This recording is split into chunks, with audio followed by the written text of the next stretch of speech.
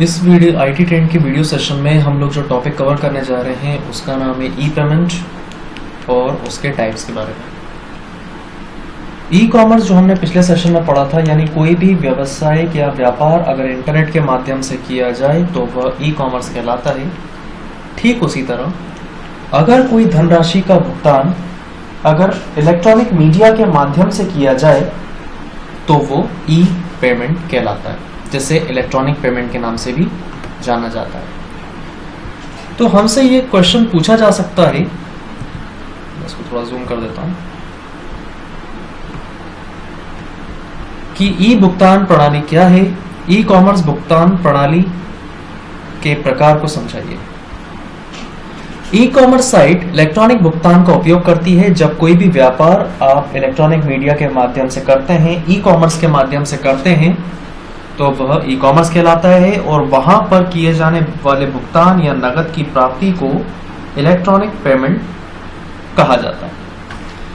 जब आप सामान और सेवाएं ऑनलाइन खरीदते हैं तो आप इलेक्ट्रॉनिक माध्यम का उपयोग करके उनका भुगतान करते हैं। नकद या चेक का उपयोग किए बिना भुगतान के इस तरीके को ई कॉमर्स भुगतान प्रणाली कहा जाता है। यानी इलेक्ट्रॉनिक पेमेंट में कैश पेमेंट और चेक पेमेंट नहीं आता है और ऑनलाइन या इलेक्ट्रॉनिक भुगतान प्रणाली के रूप में भी जाना जाता है। इंटरनेट आधारित बैंकिंग और खरीदारी के बढ़ते उपयोग ने विभिन्न ई कॉमर्स भुगतान की प्रणाली में वृद्धि की। यानी अब जो है डिजिटल पेमेंट का रेशो ज्यादा है। सुरक्षित ई भुगतान लेन देन को बढ़ाने, सुधारने, प्रदान करने के लिए तकनीकी विकसित की गई है। पेपरलेस ई कॉमर्स भुगतान ने कागज के काम, लेन देन की लागत और कर्मियों की लागत को कम करके भुगतान प्रोसेसिंग में क्रांति ला दी है। यदि आप कैशलेस पेमेंट करते हैं तो यहाँ पर आप कई हद तक पेपर बचा रहे हैं, पर्यावरण को सुरक्षित कर रहे हैं। यह सिस्टम उपयोगकर्ता के अनुकूल है और मैनुअल प्रोसेसिंग की तुलना में कम समय लेता है और व्यवसाय को अपने बाजार तक पहुंचाने में मदद करता है। यानी अगर आप डिजिटल पेमेंट किसी को करते हैं तो उसमें जरा भी समय नहीं लगता है किसी भी व्यक्ति को पेमेंट करने में। अब बात करते हैं ई कॉमर्स प्रणाली के प्रकार के बारे में। तो सबसे पहला है क्रेडिट कार्ड। क्रेडिट कार्ड और डेबिट कार्ड दिखने में एक जैसे होते हैं। एक पीवीसी की शीट होती है, लेकिन दोनों में थोड़ा सा फर्क होता है। तो सबसे पहले बात करते हैं क्रेडिट कार्ड के बारे में। ई कॉमर्स लेन देन के लिए सबसे लोकप्रिय भुगतान क्रेडिट कार्ड के माध्यम से होता है। इसका उपयोग करना सरल है। क्रेडिट कार्ड छोटा प्लास्टिक कार्ड होता है जिसमें एक खाते के साथ एक अनोखी संख्या जुड़ी होती है। इसमें एक चुंबकीय पट्टी लगी हुई है जिसका उपयोग कार्ड रीडर के माध्यम से क्रेडिट कार्ड पढ़ने के लिए किया जाता है। जब कोई ग्राहक क्रेडिट कार्ड के माध्यम से भुगतान करता है तो क्रेडिट कार्ड की जारीकर्ता बैंक ग्राहक की ओर से भुगतान करती है और ग्राहक के पास एक निश्चित अवधि का समय होता है जिसके बाद वह क्रेडिट का बिल भुगतान कर सके। डेबिट कार्ड मतलब होता है एटीएम। जो हमारे पास एटीएम कार्ड होता है बैंक के थ्रू इशू होने वाला, ठीक वैसा ही दिखने में हूबहू होता है क्रेडिट कार्ड, जिसके एक तरफ मैग्नेट की स्ट्रिप लगी रहती है। आप जब उसे स्वाइप करते हैं तो वह आपके कार्ड के अंक को रीड करती है। क्रेडिट कार्ड में बैंक के तरफ से हम एक लोन लेते हैं कुछ अवधि तक के लिए, जिसमें आपको अभी भुगतान करने की जरूरत नहीं है। अभी आप कोई सामान की खरीदी करते हैं तो आपकी जगह पर बैंक उस चीज का भुगतान करेगी। फिर आपको 2 से 3 हफ्ते का समय मिलेगा उस धनराशि को बैंक को वापस पहुंचाने में। हम एक तरह से बैंक से छोटा सा लोन ले रहे हैं कुछ दिनों के लिए। जबकि डेबिट कार्ड दिखने में एटीएम कार्ड मतलब डेबिट कार्ड एटीएम कार्ड ही होता है, क्रेडिट कार्ड जैसा ही होता है, दोनों एक जैसे दिखता है। लेकिन इसमें फर्क क्या है? डेबिट कार्ड भारत का दूसरा सबसे बड़ा ई कॉमर्स भुगतान माध्यम है जो ग्राहक अपनी वित्तीय सीमा के भीतर ऑनलाइन खर्च कर सकते हैं। यानी आप उतना ही पेमेंट किसी व्यक्ति को कर सकते हैं डेबिट कार्ड के माध्यम से जितना पैसा आपके खाते में, बैंक के खाते में रखा हुआ है।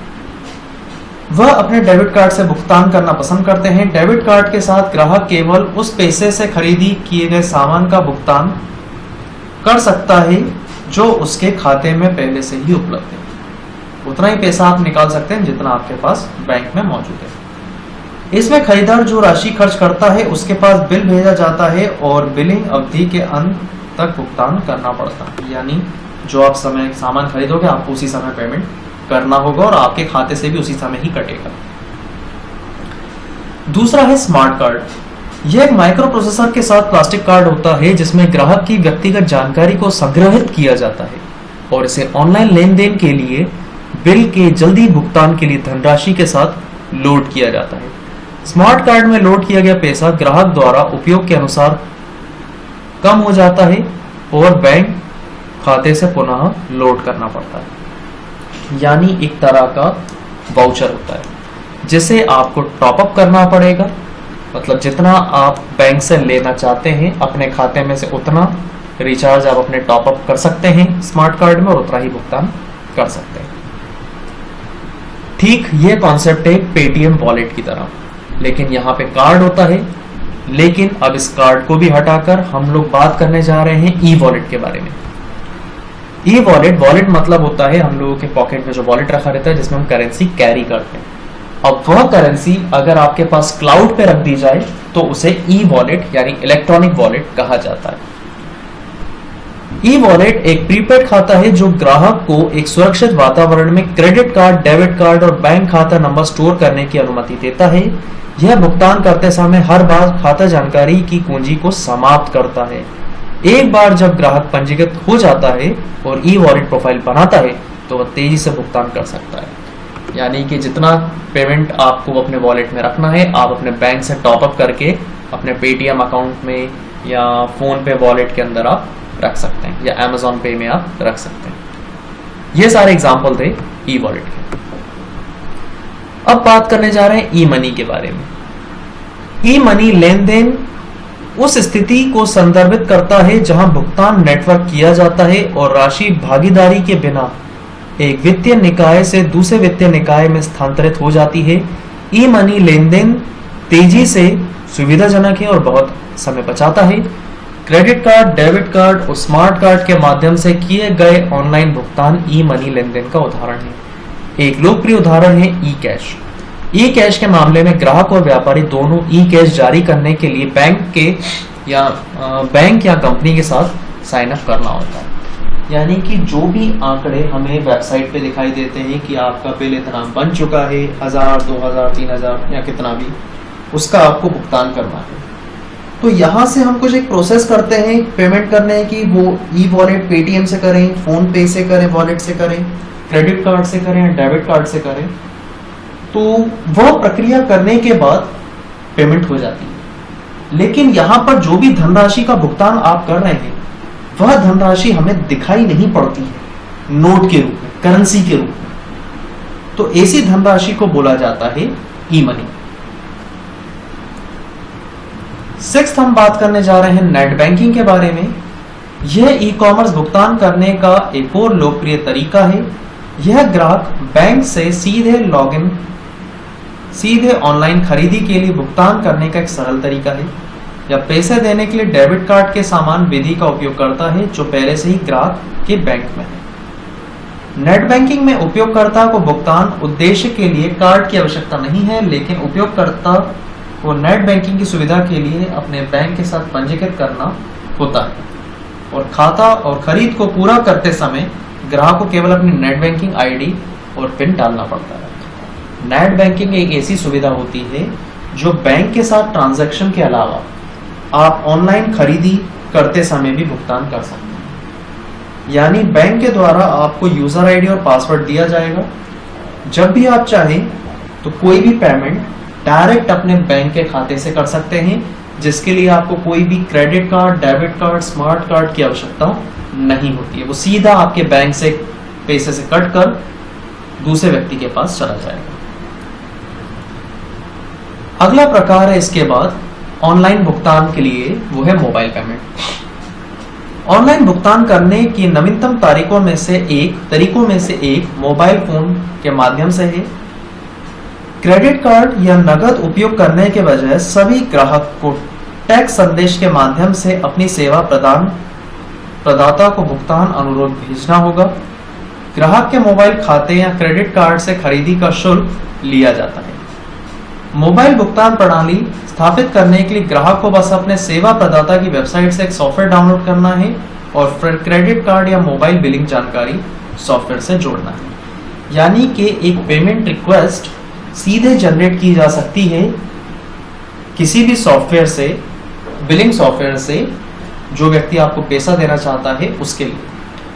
उस व्यक्ति को मोबाइल पर मैसेज भेजा जाएगा रिक्वेस्ट के रूप में और वहां से एक लिंक पर क्लिक कराया जाएगा।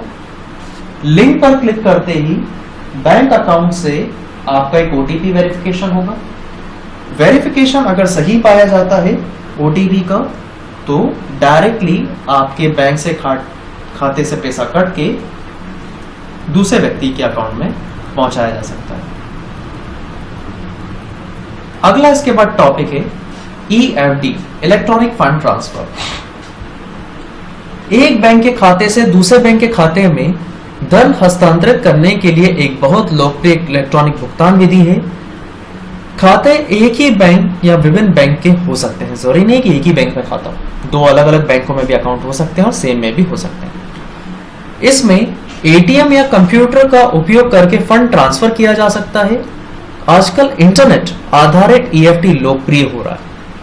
इस मामले में एक ग्राहक बैंक द्वारा प्रदान की गई वेबसाइट का उपयोग करता है और बैंक की वेबसाइट पर लॉगिन करता है और दूसरे बैंक को पंजीकृत करता है। यानी यहां बात की जा रही है NEFT की। जिस व्यक्ति को आपको पेमेंट करना है उसके बैंक अकाउंट को अपने बैंक अकाउंट से लिंक किया जाए, फिर उसके बाद पेमेंट किया जाए। वह उस खाते में कुछ राशि हस्तांतरित करने का अनुरोध करता है। ग्राहक का बैंक उसी खाते में होने पर अन्य खाते में राशि स्थानांतरित करता है, अन्यथा स्थानांतरित अनुरोध एक को भेज दिया जाता है ताकि राशि अन्य खाते में स्थानांतरित की जा सके और राशि ग्राहक के खाते से काट ली जाए। एक बार राशि अन्य खाते में स्थानांतरित हो जाने के बाद ग्राहक को बैंक द्वारा फंड ट्रांसफर की सूचना दी जाती है। यानी जब एक अकाउंट से दूसरे अकाउंट में पैसा चला जाएगा तो जिस व्यक्ति के अकाउंट में पैसा आया है बैंक की तरफ से मैसेज आ जाएगा कि खाते में अमाउंट रिसीव हुआ है। लास्ट हम लोग पॉइंट बात करने जा रहे हैं Amazon पे के बारे में। ऑनलाइन खरीदी करने के लिए भुगतान का एक और सुविधाजनक सुरक्षित तरीका है, वो है Amazon पे के माध्यम से। इसमें आप अपनी जानकारी का उपयोग कर रहे हैं जो पहले से ही आपके Amazon अकाउंट के क्रेडेंशियल में लॉगिन करने में मर्चेंट वेबसाइट और ऐप भुगतान करने के लिए, यानी जिस लॉगिन आईडी से आपका Amazon पे अकाउंट है उसी से ही आप Amazon पे को भी एक्सेस कर सकते हैं। आपकी भुगतान जानकारी सुरक्षित रूप से Amazon के साथ संग्रहित की जाती है और हजारों वेबसाइट और एप्स पर पहुंचने योग्य होती है। यानी Amazon पर या Amazon पे पर यदि आपका अकाउंट है और उसमें कुछ पैसा है तो यह जरूरी नहीं है कि आप केवल Amazon से ही खरीदी कर सकते हैं। आप कई सारी वेबसाइट उसके साथ लिंक हैं जहां पर जाकर आप Amazon पे के माध्यम से भुगतान कर सकते हैं। इसके बाद है जहां आप खरीदी करना पसंद करते हैं। यदि आप अपने उत्पादों को ऑनलाइन बेचने की योजना बना रहे हैं तो Amazon आपको अपने उत्पादों और सेवाओं के लिए भुगतान की सुविधा प्रदान करता है और आप Amazon पर बेचने पर भी विचार कर सकते हैं, जो दुनिया का सबसे लोकप्रिय ई-कॉमर्स प्लेटफॉर्म है। यदि आप चाहते हैं कि आपके पास कोई प्रोडक्ट है जिसको आप ऑनलाइन सेल करना चाहते हैं तो वह आप शेयर कर सकते हैं अपने Amazon के साथ। Amazon आपसे वो प्रोडक्ट को परचेज करेगा और कस्टमर्स को सेल करेगा। जो भी धनराशि किसी भी व्यक्ति से Amazon के पास आएगी उसका कुछ हिस्सा आपकी लागत का आपको दिया जाएगा। तो इस सेशन में हम लोगों ने बात की थी ई पेमेंट के बारे में, इलेक्ट्रॉनिक पेमेंट यानी क्या है और उसके प्रकार के बारे में।